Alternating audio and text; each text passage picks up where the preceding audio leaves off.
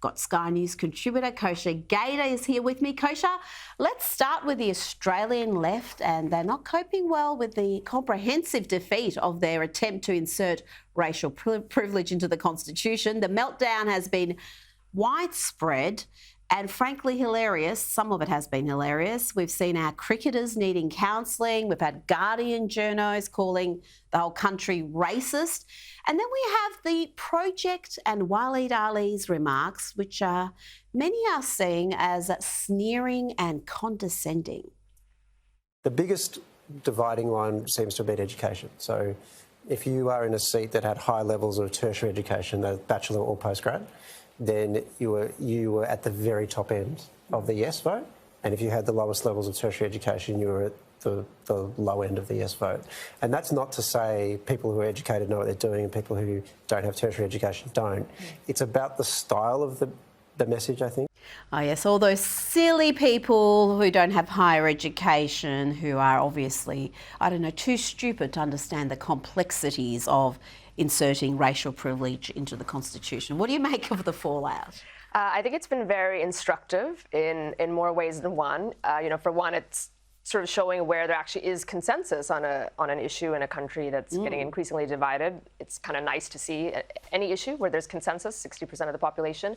It is instructive in those dividing lines of the electorate, such as what all these people alluded to in your setup.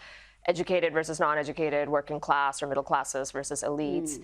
We see that around the world, whether it's US presidential elections, whether it's Brexit, that same kind of divide shows up. And I think it's because a lot of these things at their heart are these esoteric issues, and they're framed in moralistic terms.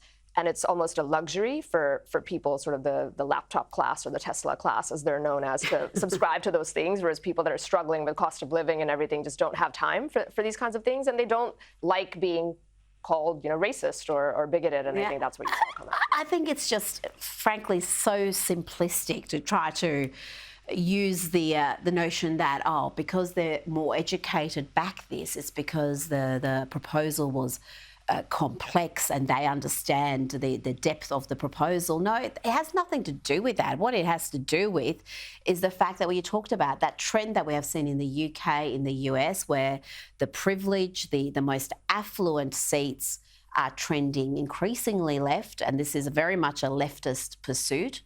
And the working classes, the aspirational classes, their values are very different from the racial politics and obsessions with identity politics. So this shouldn't surprise anybody who's been paying attention. And in contrast to some of the idiotic meltdowns and analysis that we have seen, let's have a look at this piece from Nick Cater, who wrote a really superb piece in The Australian with some great data points.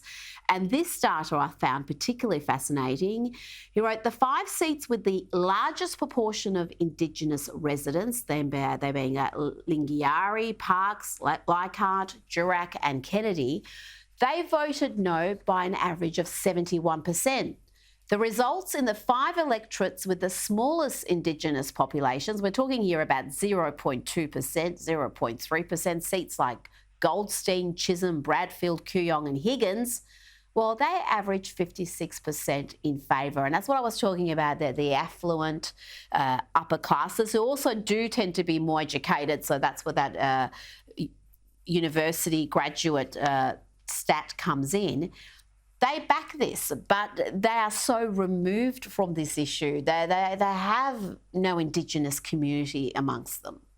They don't. It's kind of, if you live in coastal cities or big cities and you're in sort of a professional class that doesn't require interfacing with those folks, you're getting your food delivered by Uber Eats, you're like consuming Netflix, you really are living in a little bit of an echo chamber or a bubble, and you just see that more and more around the Western sphere. It's really interesting. Another analogy here is the Hispanic vote in the US is increasingly getting stricter and tougher towards immigration and illegal immigration, and often people from these out-of-touch pockets assume that people will always vote in that favor, and you don't. You see immigrants kind of being often the strongest against immigration, and you see the Indigenous here voting a resounding no, which is very instructive.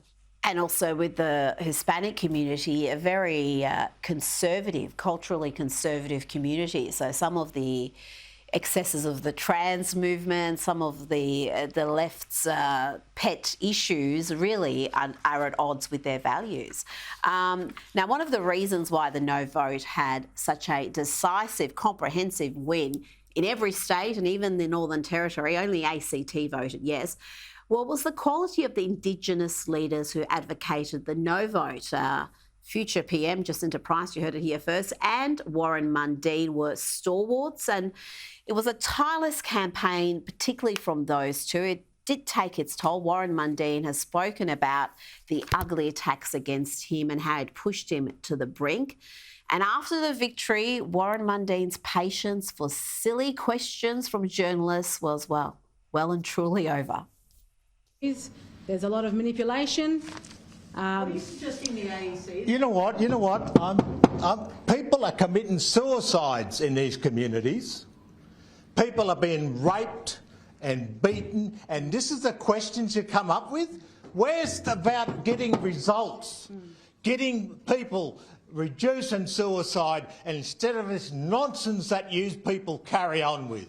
It's about time. We had a vote tonight that said Australians want to get things done. Kosha, what will happen next? Will we have an inquiry into where these billions are going, why we're having such poor outcomes despite the enormous expenditure? Maybe, although I think when a country's approaching $1 trillion in debt, I don't think an inquiry in spending is probably going to be at the top of the list for a lot of people, though maybe it should. I will say this, though. The flip side to this argument is 40% of the country still did vote yes. And some would say that's probably surprising. If this had theoretically taken place 30, 40 years ago, you might have seen a bigger split. So I don't think that agenda has been defeated necessarily, even though this referendum went down the way it did. You're seeing state legislatures already pushing ahead with versions of this. You're going to see other rules and regulations coming through in society indirectly around it to press on. And so I think Labor will, continue with this agenda taking a different shape or form, just not as a constitutional amendment. Well, it did become party political. So though a lot of Labor voters voted against it, I think a lot of them would have voted for it because Labor Party Albanese was so tireless in pushing it, and the overwhelming majority of Greens voted for it. So it was just, along those leftist Conservative Party lines. Now, as the fallout from the unprecedented attacks against Israel continues, there are clear signs that Iran played a major role, not just in funding the atrocities, but planning them. During a 60-minute interview, President Joe Biden had this to say when asked about growing tensions in the region, and he had a message for Hezbollah, which controls regions in southern Lebanon. There's limited fighting already on the northern Israeli border, and I wonder, what is your message to Hezbollah and its backer, Iran? Don't come across the border. Don't escalate this war. That's right. Kosha, the White House under Biden is just weak, ineffectual, and it seems like it's an invitation almost to tyrants, whether they be in Iran, whether they be in China or Russia, to do as they wish. I think a lot of people are making that observation, certainly in terms of what happened in the 4 years of the previous administration versus now. Maybe it's all coincidence, or maybe it is a direct consequence of the perception of the U.S. leadership being very weak and kind of not in control. I think he got the memo there about less is more. Just one word, don't is the answer. As opposed to when he freelances, he often steps in it, as we know. But the journalist stepped in and finished his answer for him. Yep. And again, I don't think that actually conveys strength if you're looking on. Right, and you're being sort of handled by the journalists and the friendly media. And Scott Pelley, he tends to do that, sort of bake the answer into the question. The next obvious question is, okay, don't, how so? The U.S. doesn't have a magic wand to say don't. So is he intimating that he's going to stop funding to Iran? The $6 billion, that's got a lot of airplay, that gets laundered through and found its way into Hamas. Are we going to stop funding and providing arms to Ukraine? Because there's an argument some of that ends up on the black market and finds its way into wrong hands. Or is he intimating involvement, U.S. involvement? And the U.S. is very, very divided right now. And public opinion for increasing involvement and boots on the ground is dwindling by the day in the U.S. And a lot of people are worried about what that don't actually means.